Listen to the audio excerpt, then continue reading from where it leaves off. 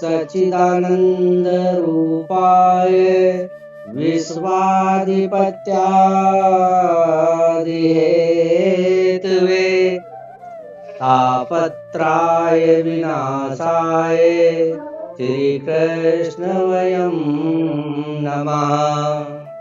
वर्णानामर्थसंघानां रसानां छन्दासमपि मंगलानां च कर्तारो वन्दे वाणी विनायको। भवानी शंकरो वन्दे श्रद्धा विश्वासरूपिणो याभ्यं विना न पश्यन्ति सिद्धाय स्वान्तिस्थामीश्वरं। वन्दे बोधमयं नित्यं गुरुं शङ्कररूपिणं यमाश्रितो हि वक्रोऽपि चन्द्रासर्ववर्धवन्दते। सीताराम गुणग्राम पुण्यार्णविहारणो वन्दे विशुद्धविज्ञानो कवीश्वरो कवीश्वरो। वीणा पुस्तकधारिणी अगरासी सुखराज मम रसना पर्यायिके माता करो निवास।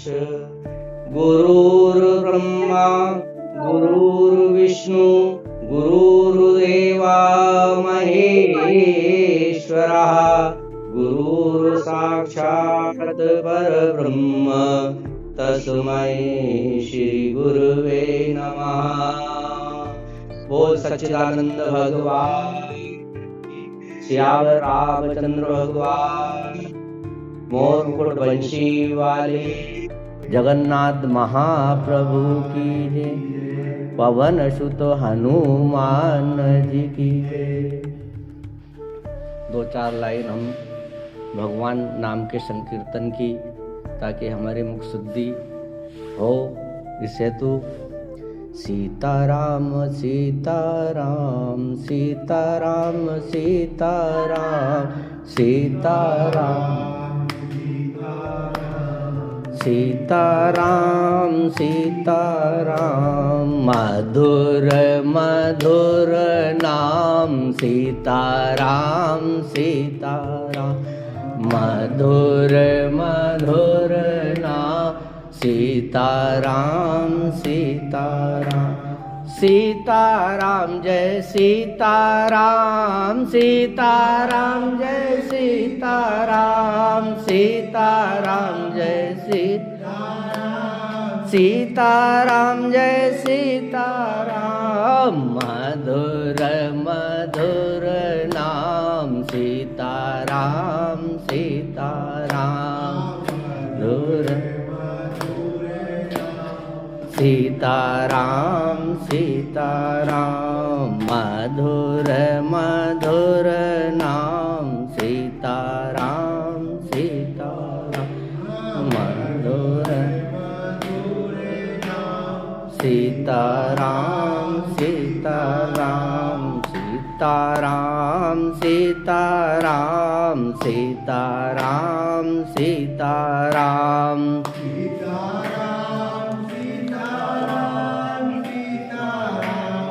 सीताराम सीताराम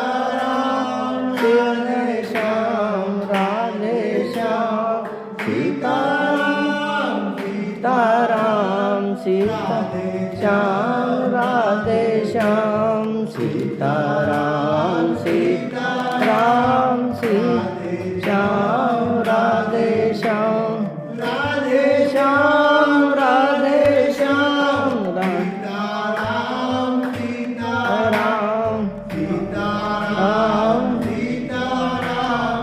सीताराम सीताराम सीताराम सीताराम सीताराम सीताराम सीते श्याम सीताराम सीताराम सीताराम हरे सीताराम सीताराम सीताराम सीताराम सीताराम। सरकार कर भगवान की महाराज की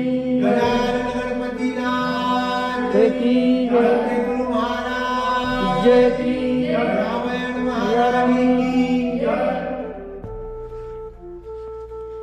बड़ा हर्ष का विषय है कि मंदिर में हमारे श्री जगन्नाथ महाप्रभु की कथा इस सत्संग में प्रति रविवार चल रही है। जब तक इसकी श्रृंखला चलती है और ये भाग चलते रहेंगे, जब तक हम तो ये चाहते हैं कि जगन्नाथ महाप्रभु के जितने भी कथा और उनके जो भक्त हैं उन सब की कथा हमको उनकी जगन्नाथ भगवान के जो भक्त थे यानी वो हमें ये शिक्षा देके जाते हैं कि भगवान भाव से ही प्राप्त किए जा सकते हैं, क्योंकि शंकर भगवान ने भी ये बात कही है और रामायण में चौपाई भी आती है कि हरि व्यापक सर्वत्र समाना और प्रेम ते प्रगट होई में जाना। ये बात स्वयं जब पृथ्वी इस पाप से जब इस पे ज़्यादा बढ़ गए, देवता ऋषि गंधर्व सब गए शंकर भगवान के पास और जब उनसे पूछा कि इसका क्या निवारण है, और हम चतुर्भुज भगवान जो वैकुंठ आदि भगवान है जो वैकुंठ में वास करते हैं उनसे हम उनको कैसे प्राप्त करें, उन तक हम कैसे पहुँचे, तो भगवान शंकर भोलेनाथ देवादिदेव महादेव ने एक ही उन सभी देवताओं को एक ही बात बताई कि हरि व्यापक सर्वत्र समाना और प्रेम ते प्रगट होई में जाना। मैंने तो भैया एक ही बात जानता हूँ कि हरि जो है अगर प्रेम करेंगे तो वो प्रकट हो जाएंगे। हरि व्यापक यानी वो हर जगह हर कण कण पर विराजमान है, हर चीज में उसकी उपस्थिति है। इसीलिए एक ये भी बताया कि दूसरे धर्मों के अंतर्गत हम चले जाते हैं तो क्रिश्चियन धर्म में भी ये बात आती है कि ओमनी प्रेजेंट, ये इंग्लिश का शब्द है ओमनी प्रेजेंट, यानी भगवान उनका भी सूत्र यही है ओमनी प्रेजेंट। ओमनी प्रेजेंट यानी भगवान जो है हर जगह उपस्थित है।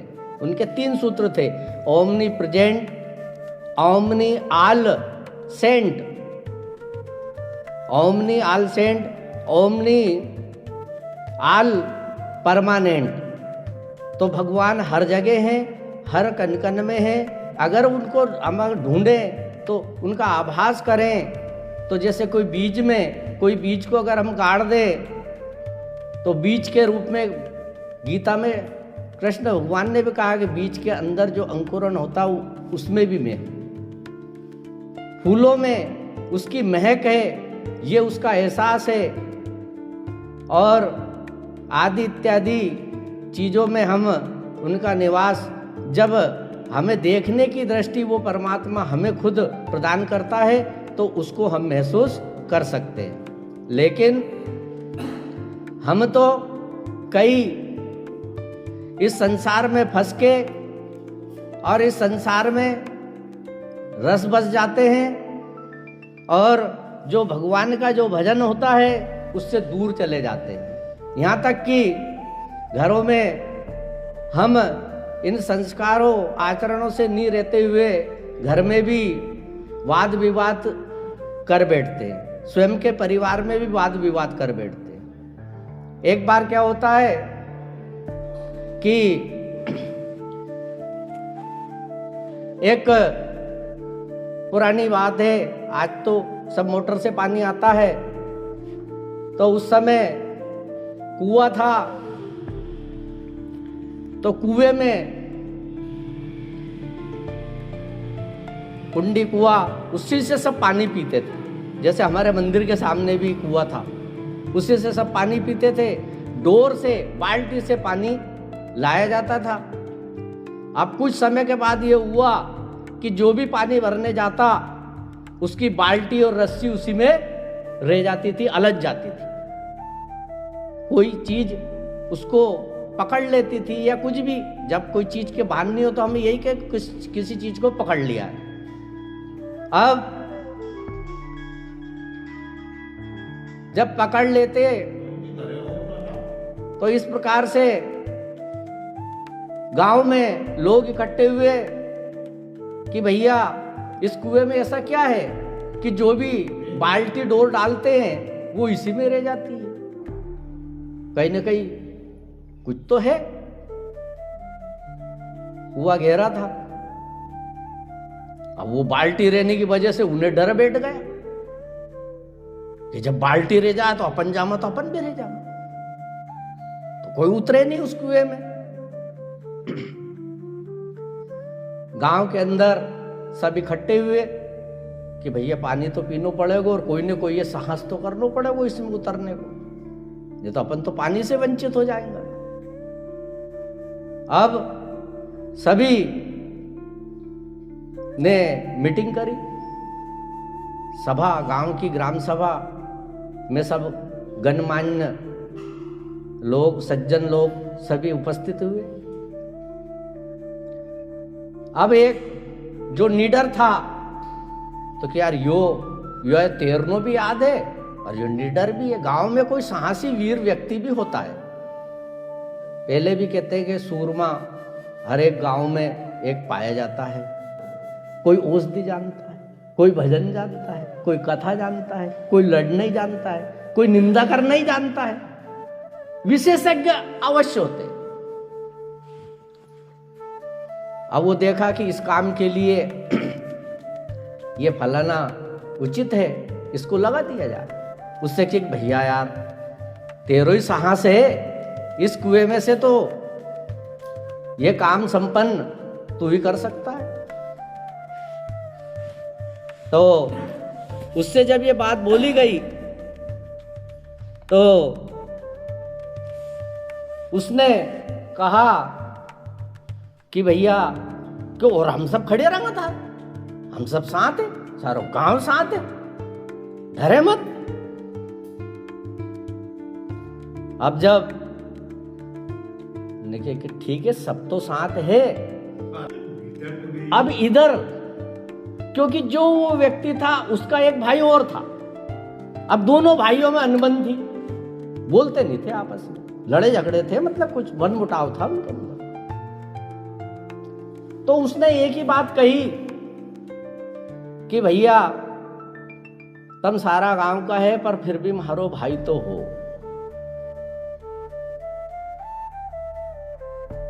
तो क्या थारे वाक्य तो मन मुटावे तो भोगो तो होगो, कारण में और कहीं भी वह चीज में थोड़ी कोई मन मुटाव है।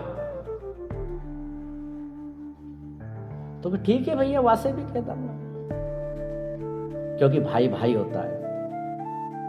उससे जाके बोली कि भैया थारो भाई या बाल्टी आल्टी हेड़े को या कुआं में से, तो ऐसे कह रहे हो कि मारो भाई हमारे साथ हो तो मैं बाल्टी, तो कि थारे पैसा देगा गांव वाला ने, ये भी कि थारे पैसा दे नहीं, कि मारे पैसा भी नहीं चाह पर मारो भाई हमारे साथ हो।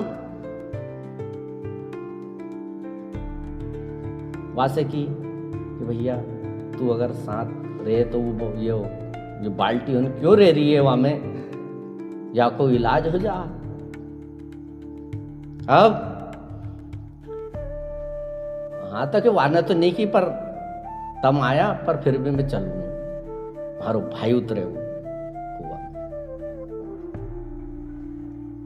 अब उसका भाई उसके साथ हुआ और जो छोटा भाई था रस्सी बांधी गई, रस्सी के सहारे वो उतरा।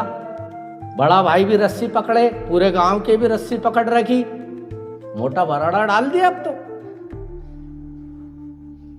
थोड़ा मोटो।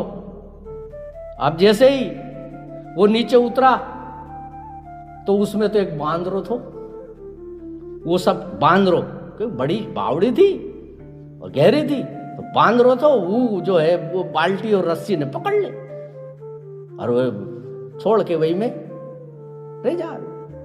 तो वाने वो बांध रहा है जैसे तैसे करके वहां पे बिठायो कि यो हिट जाएगा तो ये आफत हिट जाएगी। अब जैसे ही वहां बिठायो, आगे भैया खींचो, खींची, बांदरो बैठ के वहां में आयो। अब जैसे ही कालो मुंह को बांदरो और रस्सी का पाट गाना आयो और जैसे गांव कान ने देखियो तो वे तो छोड़ रस्सी लेकिन उसको भाई ने नहीं छोड़ी। मारो भाई सारा गांव छोड़ दे पर मैं नहीं रस्सी नहीं छोड़ सकूं, मारो भाई कुआं में। कहने का मतलब यह है, इस कहानी से दृष्टांत से हमें एक ही सीख मिलती है कि भाई भाई में कितनी ही फूट हो लेकिन उन्हें एक रहना ही होता है और भाई भाई के ही काम आता है। आज बाजार में भी अगर भाई होगा भले मन मुटाव हो जाए, कई को वहां के सामने उसे कही अरे थारो भाई यो कर रहा था, ए लड़ाई हो गई, कैसा बात कर दी, लड़ने के लिए तैयार हो जाता है। तो भाई भाई के ऊपर ही मरेगा। इसलिए अगर हमारे रिश्ते अगर कहीं गड़बड़ भी हो जाए तो उन्हें सुधारने का पूरा प्रयास करना चाहिए, मेहनत करनी चाहिए। अगर बड़ा भाई है तो छोटे भाई को झुक जाना चाहिए, यही उसका कर्म है। क्योंकि राम जी जब वनवास जाते हैं तो लक्ष्मण जी भी उनके साथ बोले थे। राम जी के लिए ही वनवास मांगा गया था। यूं चौपाई के कई अर्थ अपन लगा सकते हैं। तापस वेश विशेष उदासी और 14 वर्ष राम वनवासी, तो उसमें हम सीता जी को भी जोड़ देते, लखन जी को भी जोड़ देते। पर मुख्य रूप से क्योंकि कैकेयी जो चाहती थी वो ये चाहती थी कि अगर राम सिंहासन पे नहीं बैठे तो भरत बैठ जाएगा। लेकिन लक्ष्मण जी सहर्ष राम जी के साथ हो लिए। और पत्नी हो तो ऐसी हो कि अभी तो ब्याह हुआ 4 दिन ही होया था और साथ चल देती है कि तापस जंगलों में आप सीता कैसे रहोगी मेरे साथ, वहां तो हमारे ये रेशम का बिछोना नहीं मिलेगा। पर वो राम जी के साथ हो जाती है। तो पत्नी, इसका मतलब यह है कि जो पत्नियां जो होती है उस सुख में तो हर कोई साथ हो जाता है, पर जो दुख में साथ हो जाए उसका ही तो बड़ा नाम है। तो इसी प्रकार से भगवान जगन्नाथ की हम कथा प्रसंग में सालवेग की हमने पिछले रविवार जो कथा प्रसंग सुना हमने, और भाववश्य भगवान, भाव से भगवान हमको प्राप्त हो जाते हैं।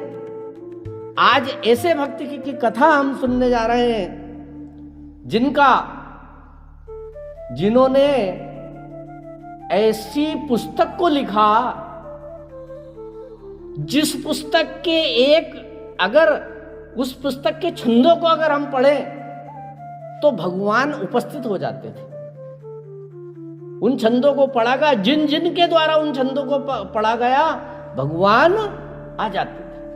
उनके पीछे जगन्नाथ भगवान चलने लग जाते थे। ऐसा चरित्र हम बात कर रहे हैं जयदेव महाप्रभु की। जयदेव उड़ीसा के एक संत जिनको महाप्रभु की भी संज्ञा दे दी गई फिर बाद में, जयदेव महाप्रभु, यानी जगन्नाथ महाप्रभु के शब्दों का उच्चारण उनके साथ कर दिया गया। जयदेव महाप्रभु, उन्होंने ऐसी अमर कृति, अमर रचना कलयुग में हमको दे दी, जिसका नाम था गीत गोविंद। गीत गोविंद की उन्होंने रचना की, पूरा जीवन गीत गोविंद के छंद लिखते रहे। गीत गोविंद, जब भी कोई भी हर्ष हुआ भगवान का गीत गोविंद के छंद लिख दिए, और फिर भगवान जगन्नाथ स्वामी के मंदिर में जाके भगवान गोविंद जगन्नाथ को ही सुनाना। अब सुनाते सुनाते एक बार क्या हुआ कि ये जो जयदेव महाप्रभु थे, ये वहां से जगन्नाथपुरी से 50-60 किलोमीटर दूर एक जगह है, केदू विल्व नाम का गांव है, जो भुवनेश्वर के पास पड़ता है।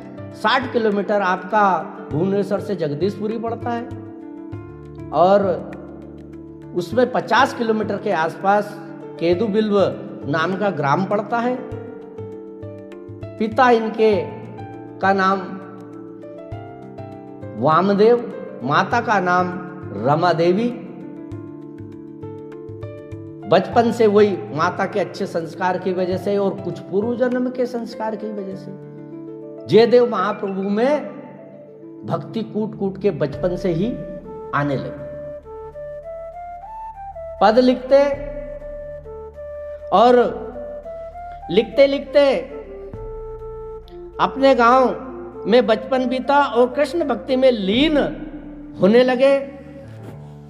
भगवान कृष्ण उनसे काफी प्रसन्न थे,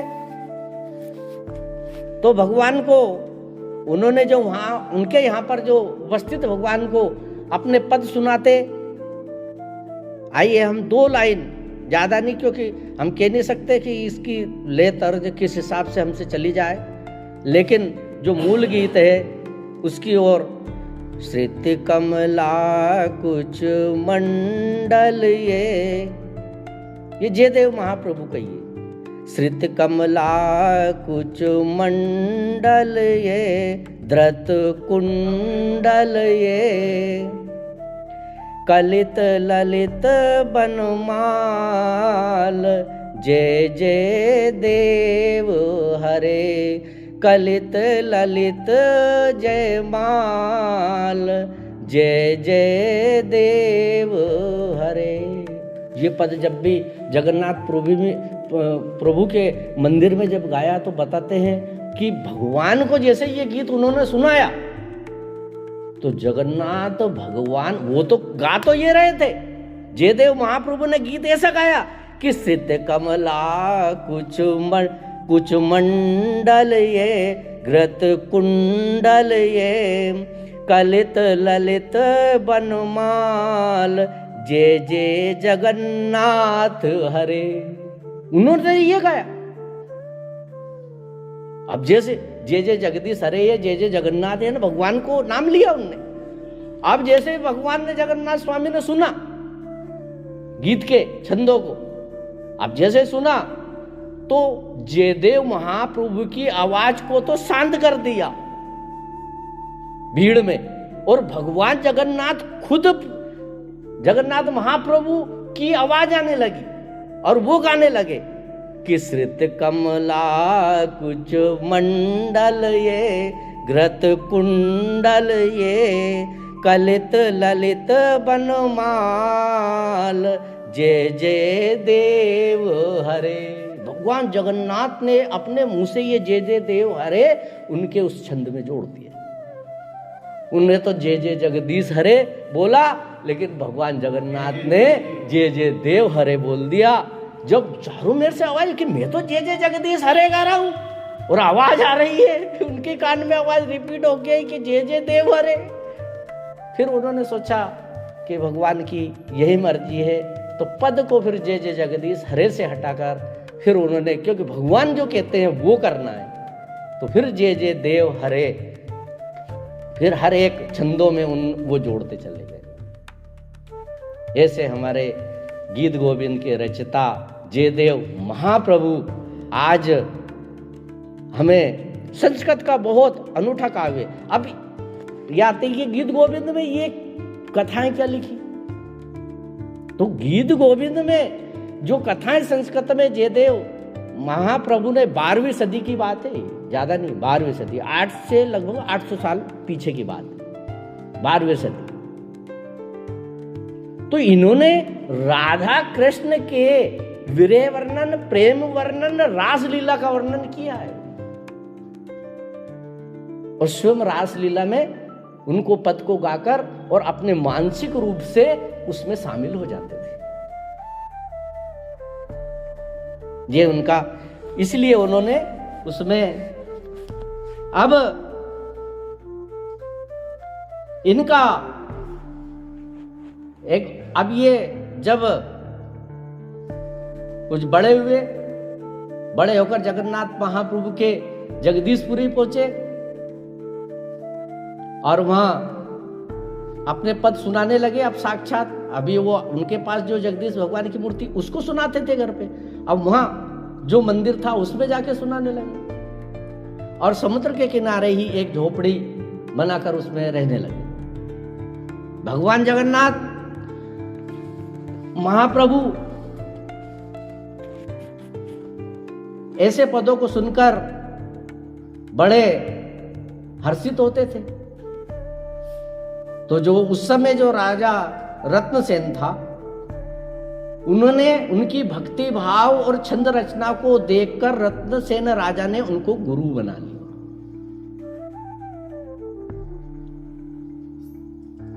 एक बार का वाक्य क्या होता है कि एक पुजारी जगदीश भगवान का, उसके कोई संतान नहीं थी। उसने कहा कि हे जगदीश स्वामी, हे जगन्नाथ महाप्रभु, अगर मेरे को संतति उत्पन्न हो तो 2 हो तो उसमें से एक आपको ही भेंट कर दो, यानी उसको आपकी सेवा में ही छोड़ दो। तो एक तो पुत्र हुआ, एक पुत्री हुई। अब जैसे दूसरा, एक तो उसको रखना ही था, और जैसे पुत्री हुई तो जगदीश भगवान के जो पुजारी थे, अब पुत्री जब बड़ी हुई, ब्याह योग्य हुई, उसको धर्माचरण में तो लगा ही दिया, लेकिन अब पुत्री है तो शादी तो करना है। तो जगन्नाथ भगवान के पास गए कि हे भगवान, अब ये बड़ी हो गई तो इसके लिए शादी विवाह के योग्य वर तो हो,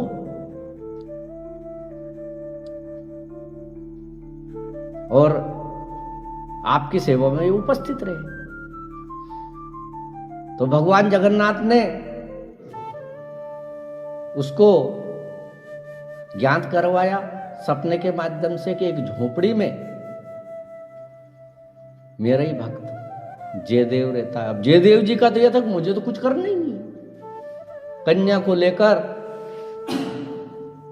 कन्या का नाम था पद्मावती, पद्मावती को लेकर और सागर के किनारे जहां झोपड़ी बनी थी वहां पद्मावती को लेकर पहुंचे।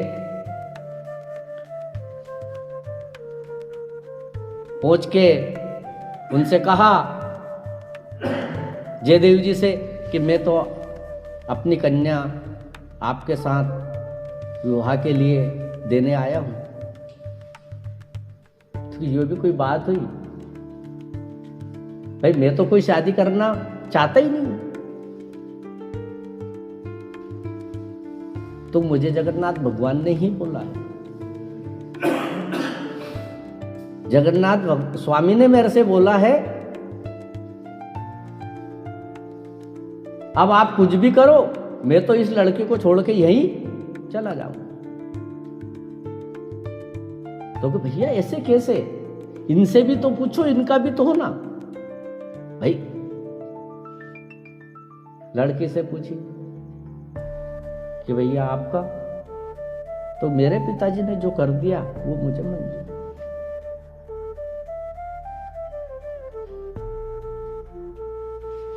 तो उसको इस प्रकार से फिर जयदेव महाप्रभु को भी ये दृश्य कि मेरी जगन्नाथ महाप्रभु ने उनको बताया कि ये मेरी आज्ञा है जब उनकी आज्ञा उनको प्राप्त हुई, मानसिक ध्यान जो भी वो करते हैं उसके माध्यम से, तो उन्होंने फिर उस कन्या का वहां वर्ण किया। इस प्रकार से अब जयदेव महाप्रभु वैसे तो अकेले रहना चाहते थे, लेकिन जगन्नाथ महाप्रभु की कृपा से उनको गृह बंधन में आना पड़ा। अब तो दोनों पति पत्नी बड़े आनंद से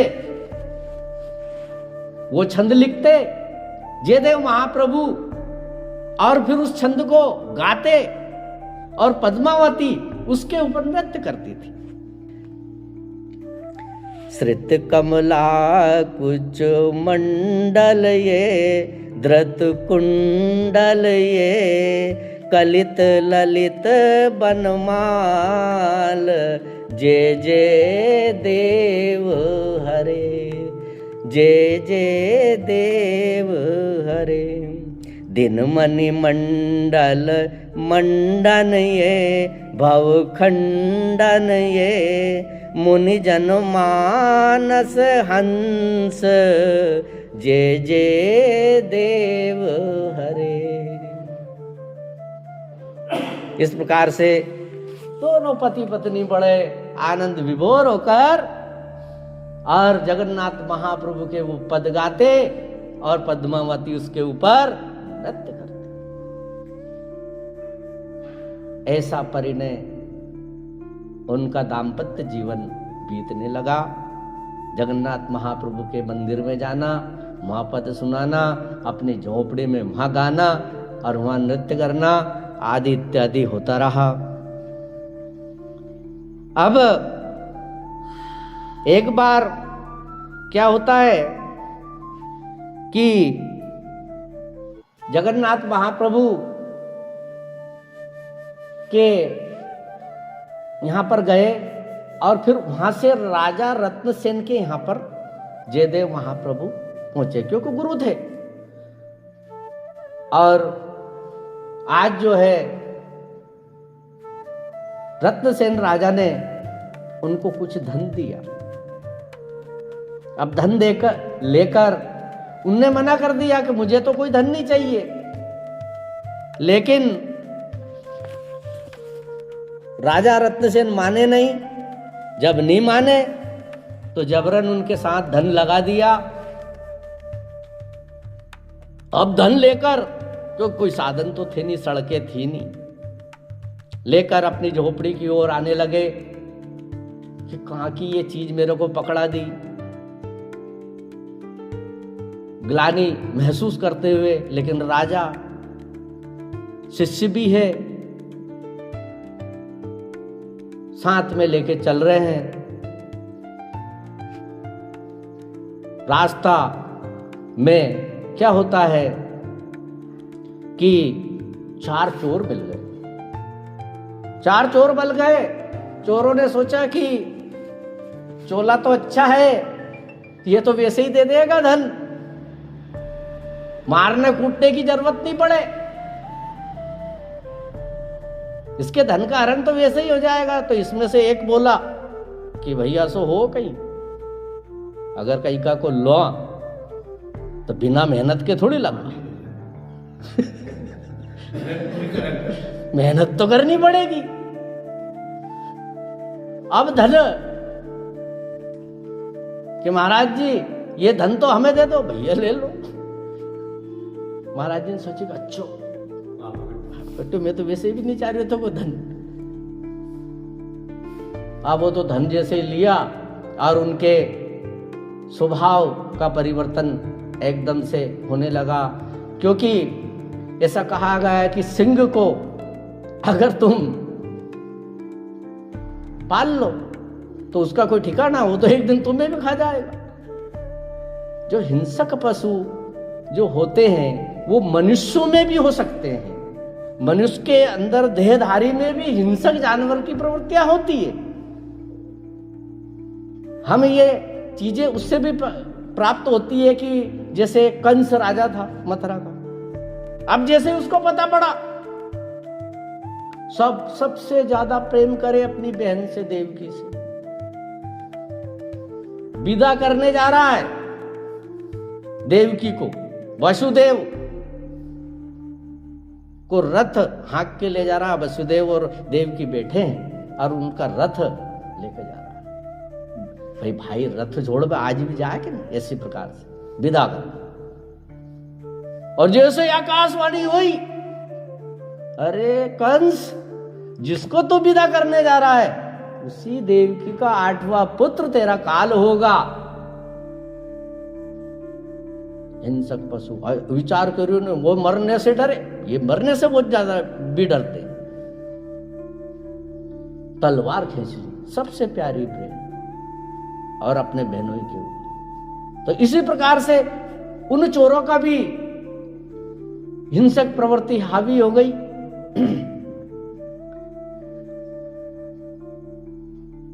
तो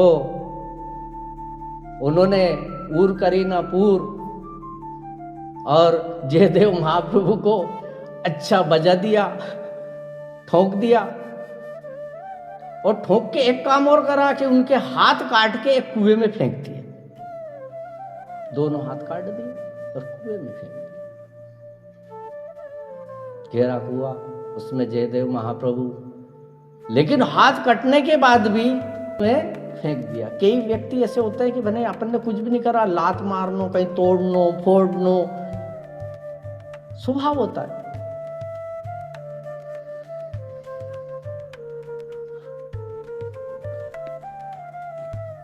अब कुएं में पड़े, फिर ऐसा बताते हैं कि राजा के सैनिक, सेनापति कोई निकल के जब जा रहा था, वो तो अपने भजन गा रहे हैं, उसमें भी हाथ कट गए जब भी भजन गा रहे।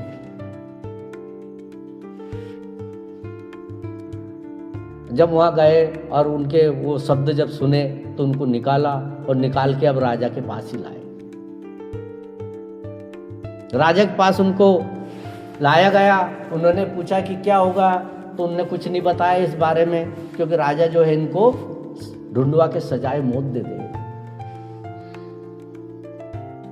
अपने साथ भले बीत गई, लेकिन उन्होंने अपना भगवान का स्मरण करना नहीं भूला। आइए हम एक अच्छा सा भजन बोलें कि जिसके साथ परमात्मा होता है उसका कोई कुछ नहीं बिगाड़ सकता।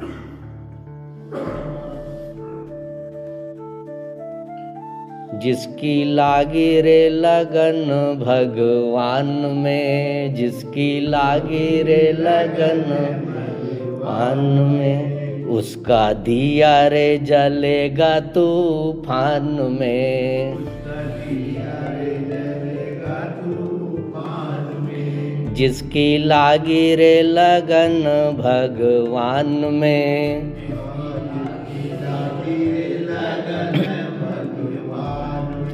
उसका दिया रे जलेगा तूफान में।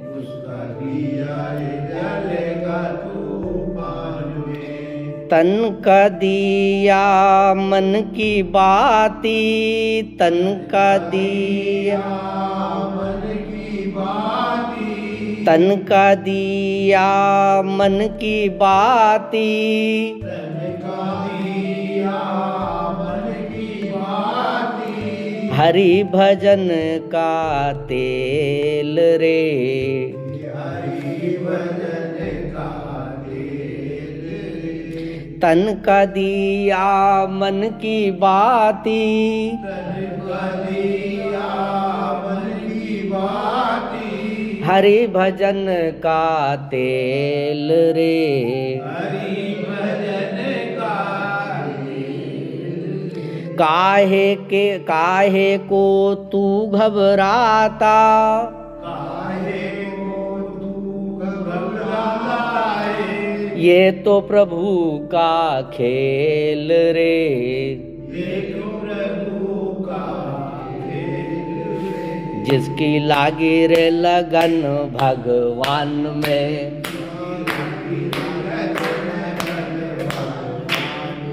उसका दिया रे जलेगा तूफान में।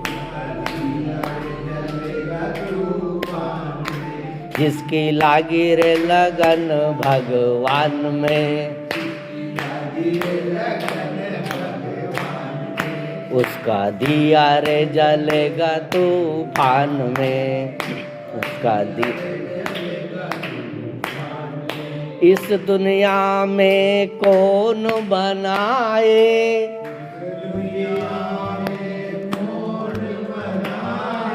सबके बिगड़े काम रे,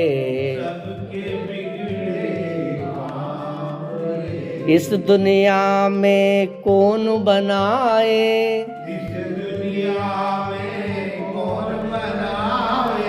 सबके बिगड़े काम रे,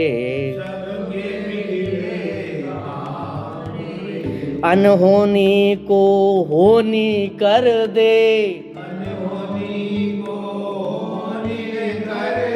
अनहोनी को होनी कर दे,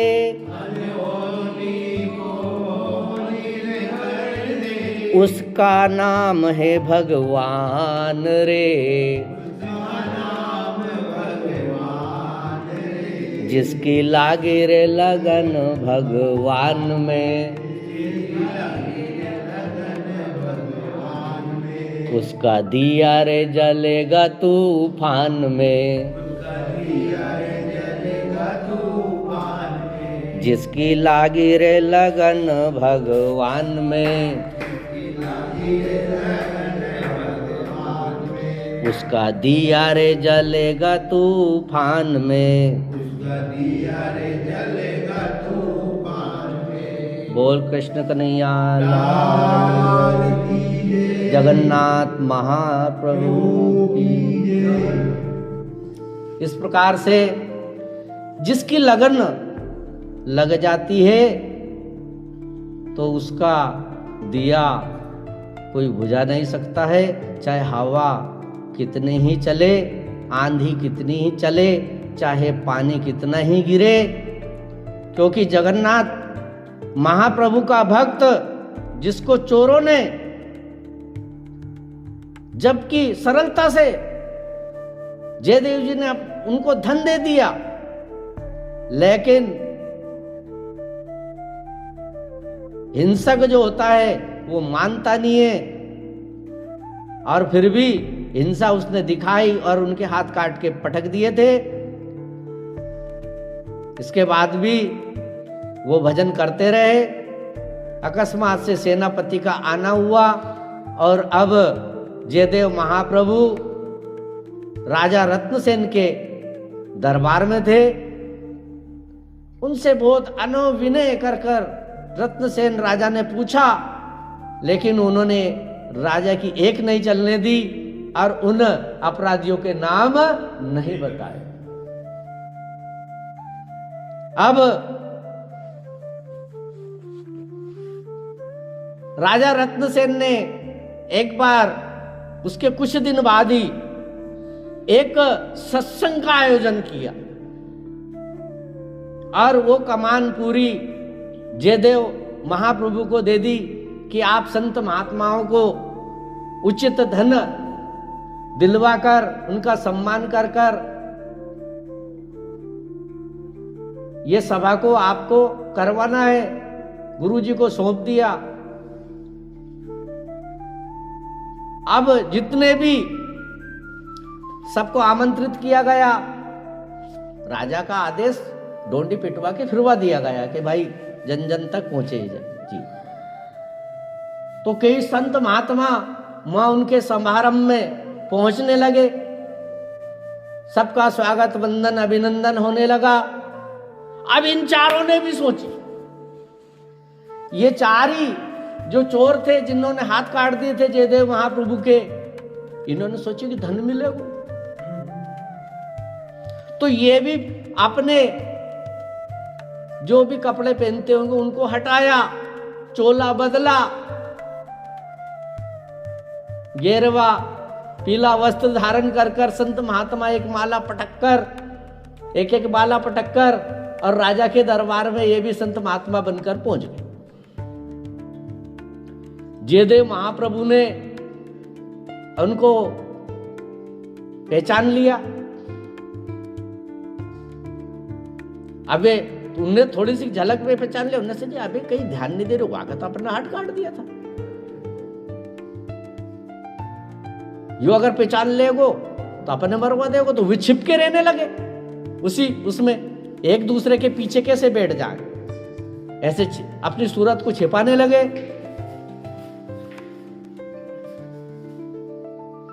लेकिन जैसे वो जाने लगे, जयदेव महाप्रभु ने उनको देखने के बाद भी अनदेखा कर दिया कि मैं नहीं पहचानता, मतलब इस प्रकार से। और खजांची जो धन बांट रहे थे उनसे कहते कि इनको जितना भी चाहे उतना धन दे देना।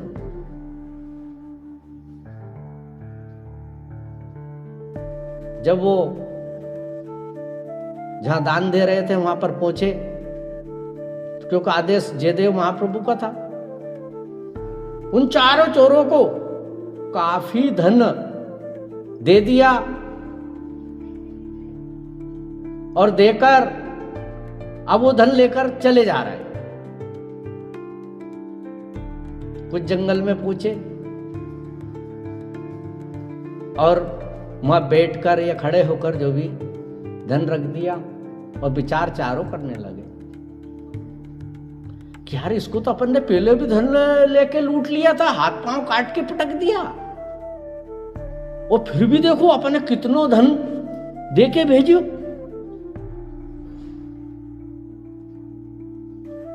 मूर्खानंदन है, मूर्खानंदन। तो मूर्ख ढूंढने का जाए, बताओ इसका हाथ काट दिया, पहले धन लूट लिया, फिर भी धन अपने और दिलवाया। जैसे ही उन चारों के अंदर ऐसा विचार आया, धरती माता उसी समय फटती है और चारों धन के सहित धरती में समा गए। बोल जयदेव महाप्रभु की। क्योंकि संत हृदय नवनीत समान, यानी जो लोने घी है, कितने ही मसो चिकने अपनी छोड़ता नहीं है, ऐसा नरम, ऐसा सॉफ्ट हृदय होता है। क्योंकि चंदन को कुल्हाड़ी बनी काटे, हाथा भी उसमें लकड़ी का ही है। चंदन के पेड़ को चंदन विष व्यापे नहीं लिपटे रहत भुजंग। तो संतों का स्वभाव भी चंदन जैसा होता है, अपने को काटने वाले को भी वो महका देते हैं। कुल्हाड़ी में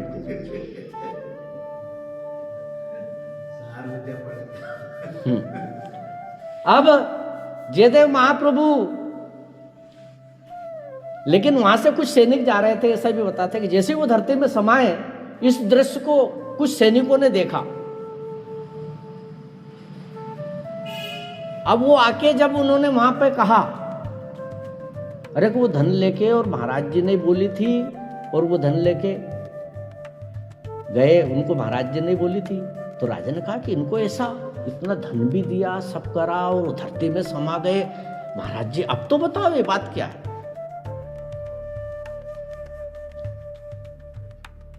और इधर जब वो उसमें समाये, चार ही चोर धरती फटने पे, इधर जयदेव महाप्रभु के हाथ पूर्ण हो गए थे। वो इधर समाये और इधर राजा के सामने उनके हाथ आ गए थे, तो राजा को और अचंभित हो गए वो दृश्य देख। उससे रहा नहीं गया, तो कि इनको मैंने इस प्रकार से समझाया कि अपनी चलो चोरी की आदत छोड़ दे, मेरा धन पहले भी ले लिया, कोई बात नहीं, आपके खजाने से भी खूब दिलवा दिया, लेकिन उन्होंने फिर भी प्रकृति का अपमान ही किया। यानी पारिब्रह्म परमात्मा सत्ता, भाई कोई किसी के साथ हम अच्छा करें, फिर अच्छा करें, फिर अच्छा करें, और वो बुरे ही करते रहे हमारे साथ, ये कब तक चलेगा? तो प्रकृति उसको फिर माफ नहीं करेगी, फिर उसको चारों मेर से घेर देती है प्रकृति, ग्रह बाधा। कहते हुआ के ऊपर तो ग्रह गुंडिया, परमात्मा अच्छाई का साथ, फिर वो कहते नहीं कि कोई उससे बच नहीं सकता। आज जयदेव महाप्रभु के हाथ आ गए। राजा को पूरी बातें बताई, सत्यता। राजा भी सत्य को जान गया। अब राजा के जो रानी थी और उनकी जो जयदेव महाप्रभु की जो पत्नी थी पद्मावती, जयदेव महाप्रभु कहीं बाहर गए तो ये भी वहां पे कुछ समय जब आई होगी तो वो कहने लगी, सती वाली बात होने लगी रानी और पद्मावती के बीच में। तो कि फलानी वो ऐसा था, तो रानी कहने लगी कि इस प्रकार से कि वो सती हो गई, वो फलाना मर गया तो वो सती हो गई। तो पद्मावती के मुंह से एकदम से ये निकल गया कि वो तो मरने के बाद फिर अर्थी में जाकर सती हुई। अरे पूर्ण सती तो रानी वो होती है कि पति की खबर इधर मिले नहीं और फौरन अपने प्राण को त्याग दे। तो रानी ने जब ये बात सुनी तो रानी को इस बात से कुछ ईर्ष्या की खुजली उत्पन्न हो गई, तो कि पद्मावती की एग्जाम ले लिया जाए, परीक्षा ले ली जाए। तो जब जयदेव महाप्रभु के राजा के साथ कहीं बाहर गए कोई कारणवश, तो किसी बंदी के द्वारा यह समाचार भिजवा दिया गया कि जयदेव जी नहीं रहे, यानी मर गए जयदेव जी। इधर जैसे पद्मावती ने सुना, अपने प्राणों को निछावर कर दिया, प्राण अर्पण कर दिए। देखते देखते वो जब मरी लाश पड़ी, रैन पखेरु उड़ गए पद्मावती के। इतनी बात सुनते ही आज वो परीक्षा कर रही थी, लेकिन यहां तो प्राण पखेरु उड़ गए। अब जैसे राजा और वो आए जयदेव जी, तो वो पद्मावती वहां महल में शव के रूप में पड़ी है। जब शव के रूप में पड़ा देखा और बात पूरी राजा ने सुनी कि रानी ये तुमने बहुत गलत किया, ये तुम्हारी ईर्ष्या थी। अब जैसे ही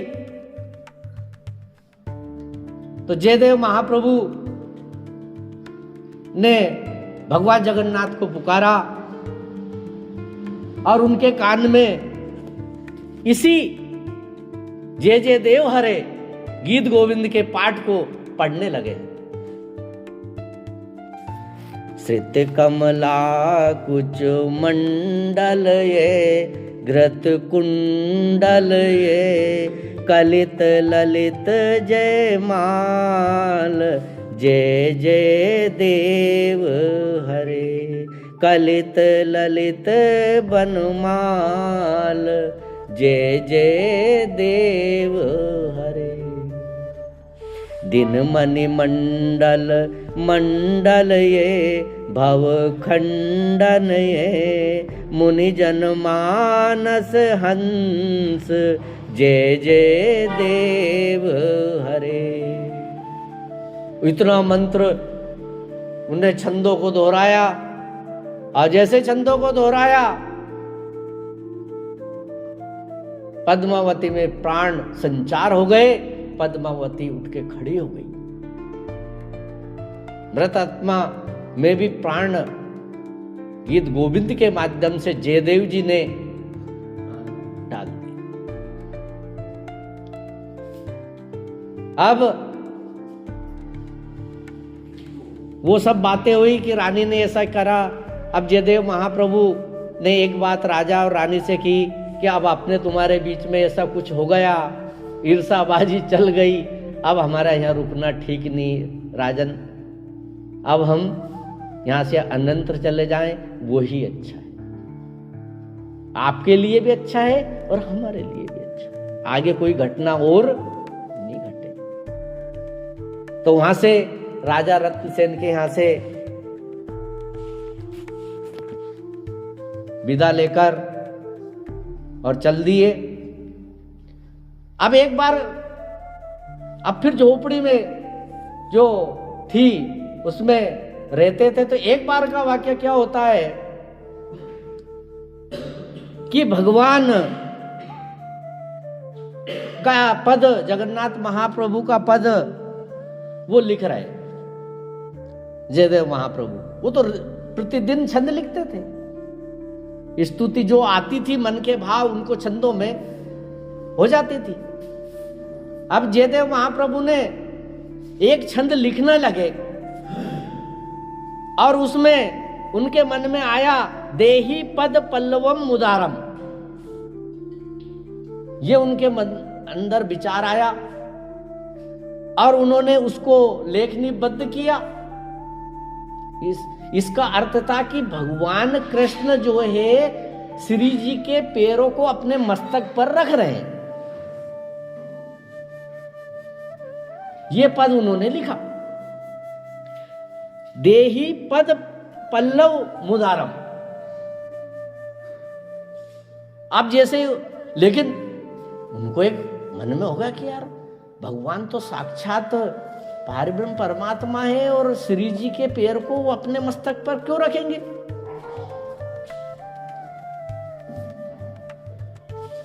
तो उनके अंदर ये जब भाव आया तो उन्होंने वो पद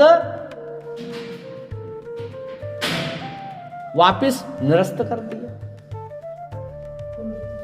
मिटा दिया उसको, उस पद को। तो भगवान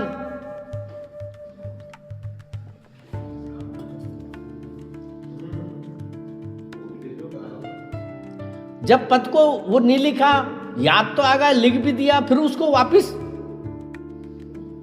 मेटन कर दिया। अब वो वहां से स्नान करने के लिए गए, घर से स्नान करने जब गए तो पद्मावती घर पे थी और जो छंद लिख रहे थे वो पुस्तक भी वहीं थी। तो भगवान कृष्ण यानी भगवान जगन्नाथ स्वयं आए और आकर जयदेव का रूप बनाया उन्होंने, और उनके घर में, जयदेव के घर में जयदेव का रूप धरकर वही माला। तो क्या अभी तो आप स्नान करने गए थे, जल्दी आ गए? तो उनने उसको समझाया कि हाँ कोई चीज भूल गया, मुझे भी बता दिया कि पद्मावती वो लेखनी कहाँ है और वो पुस्तक कहाँ है। जिसके ऊपर शंका कर रहे थे जयदेव महाप्रभु, वो पद तो आया कि देही पद पल्लव मुदारम। अब जैसे ये पद सोच तो लिया, लिख भी दिया, लेकिन फिर निरस्त कर दिया। उनको शंका ये हो गई कि भगवान कृष्ण श्री जी के पैर को अपने मस्तक के ऊपर क्यों रखेंगे? श्री जी तो खुद भक्ति है और वो तो परमात्मा है। इसलिए भगवान, अब वो पद जो आया था लेखनी उठाई भगवान ने और वही लिख दिया, देही पद पल्लव मुदारम, कि मैं जो है आदि शक्ति राधिका के चरणों को भी अपने मस्तक पर पधराता हूं, श्री जी के पैर। पद्मावती बहुत जोर से भूख लगी है। अब वो तो जयदेव के रूप में थे, उनका तो व्रत यह था कि पति के साथ भोजन करती। अब वो तो जयदेव कृष्ण के रूप में, उनका भी आसन बिछाया, उनका भी बिछाया, भोजन करने लगे। भोजन करके और भगवान चले गए। इधर जयदेव जी स्नान करके आए, थाली वगैरह जो भी देखा, पद्मावती आज कैसा ये था? हमेशा से तो होता है कि हम दोनों भोजन एक साथ करते हैं। हाँ, पहले अगर आप पहले से आप पहले कर लेते तो हो जाता है, ऐसा मान ले हम। पर आज ऐसा क्या हो गया? आप पे पता नहीं है।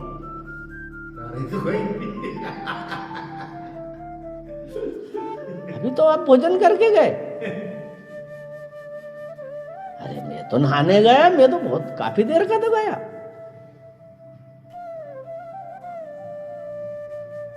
और आपने वो पुस्तक भी मांगी थी, कुछ लिख के गए आप। जैसे ये बात जयदेव ने सुनी, उनको पूरा भान याद आ गया। पद्मावती, भगवान कृष्ण जगन्नाथ महाप्रभु आए थे। पद्मावती, तुम्हारी आंख सफल हो गई, तूने उनको देखा है। जगन्नाथ महाप्रभु तेरे हाथ का खाना खा के गए, भोजन करके गए। तू बहुत बड़ी भाग्यशाली है।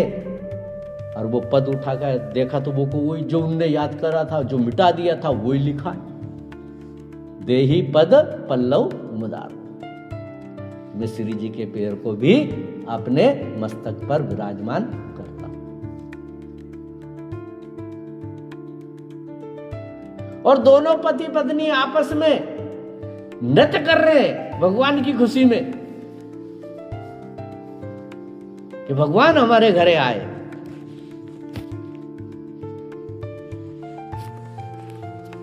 आइए बोले, नाम तुम्हारा तारनहारा,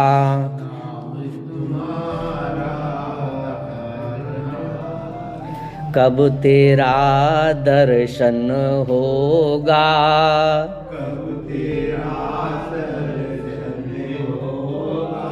जिसकी रचना इतनी सुंदर,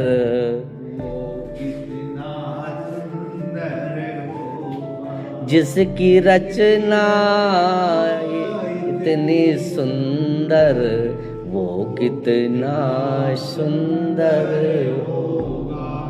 सुर नर मुनि जन तुम निस दिन शीस निभाते हैं,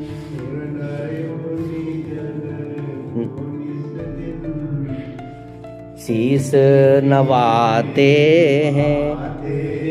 जो गाते हैं तेरी महिमा,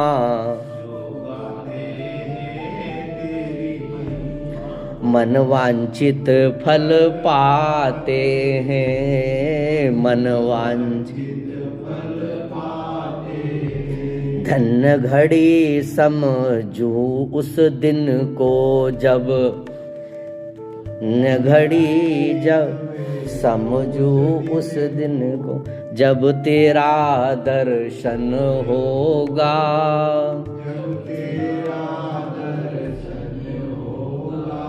जिसकी रचना इतनी सुंदर, ना सुंदर होगा, वो कितना सुंदर।